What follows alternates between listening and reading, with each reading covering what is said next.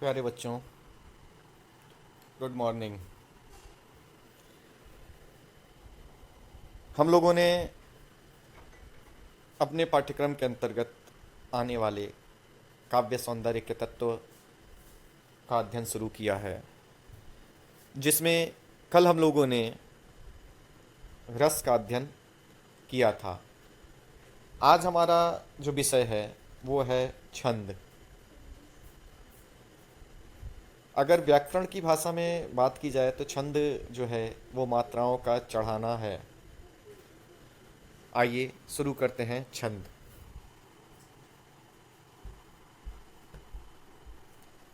छंद, तो चलिए शुरू करते हैं। छंद का अर्थ एवं प्रकार, आइए शुरुआत करते हैं। इसका अर्थ होता है जब वर्णों की संख्या,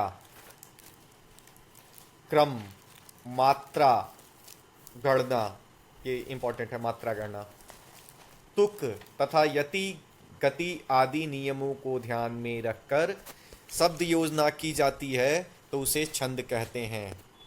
छंद का जो शाब्दिक अर्थ होता है वो बंधन। गद्य का नियमांक यदि व्याकरण है तो छंद जो है पद्य अर्थात काव्य की रचना का मानक है। छंद को निम्न प्रकार से परिभाषित किया गया है। देखिए क्या कहा गया छंद के बारे में भाई। छंद की परिभाषा हिंदी साहित्य कोश के अनुसार अक्षर, अक्षरों की संख्या एवं क्रम, मात्रा, मात्रा गणना तथा यति, गति आदि से संबंधित विशिष्ट नियमों से नियोजित पद्य रचना ही छंद कहलाती है।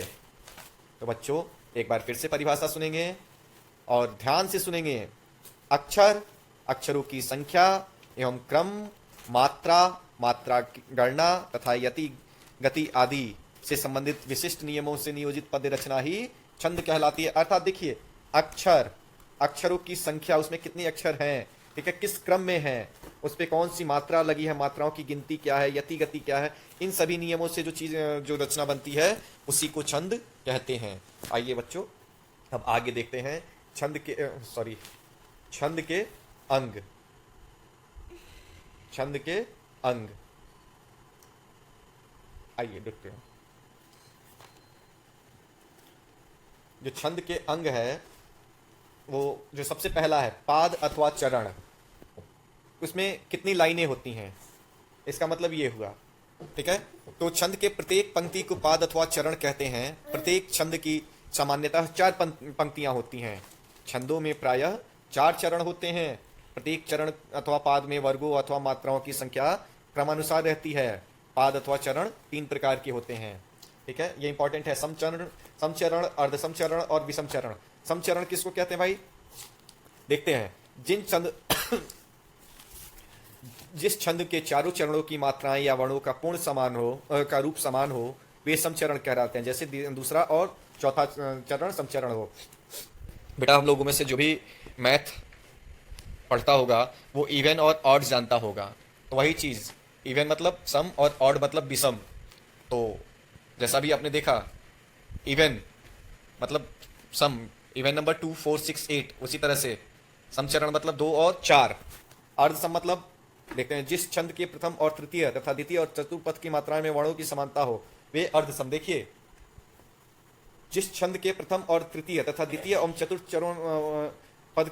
चतुर्पद की मात्राओं या वर्णों में समानता हो वे अर्धचरण सम कहलाते हैं। जैसे दोहा, सोठा, ठीक है। अभी जब आगे पढ़ा जाएगा तो ये और क्लियर होगा। विषम चरण, अभी जैसा मैंने बताया इवन और उसी तरह से जिन छंद में 4 से ज्यादा 6 चरण हो और उसमें कोई समानता ना हो विषम चरण कहलाते हैं। जैसे प्रथम और तृतीय चरण को विषम चरण कहते हैं, जैसे कुंडलियां और छप्पय आदि। तो आइए बच्चों आगे देखते हैं वर्ण। वर्ण किसे कहते हैं भाई, वे चिन्ह जो मुख से निकलने वाली ध्वनि को सूचित करने के लिए निश्चित किए जाते हैं वर्ण कहलाते हैं।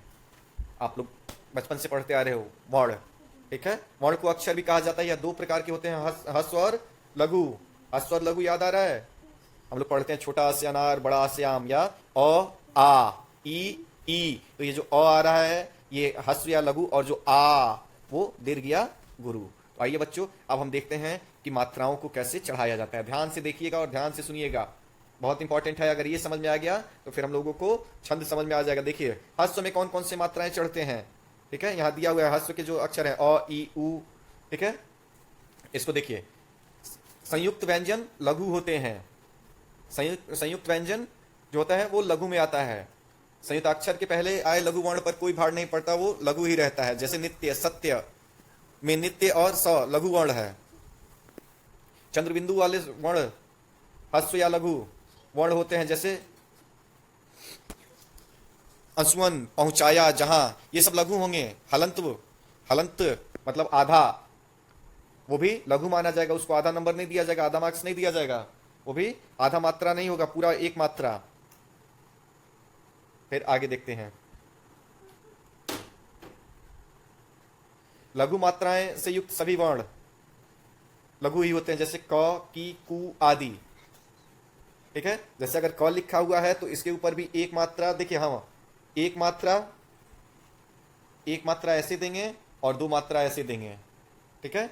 एक मात्रा होता है, हस्व स्वर के साथ संयुक्त स्वर हो तो भी लघु ही माना जाता है, ठीक है। अब देखते हैं दूसरा, गुरु, गुरु या दीर्घ मतलब अब बड़ा, ठीक है, बड़ा यहां दिया हुआ है अ आ ई उ ए ओ औ, ठीक है, ये सब बड़े होंगे। यहाँ का, की, कु, कै, को, कौ, इन सभी पे दो मात्रा चढ़ती है, दो मात्रा ऐसे दिया जाता है, ठीक है।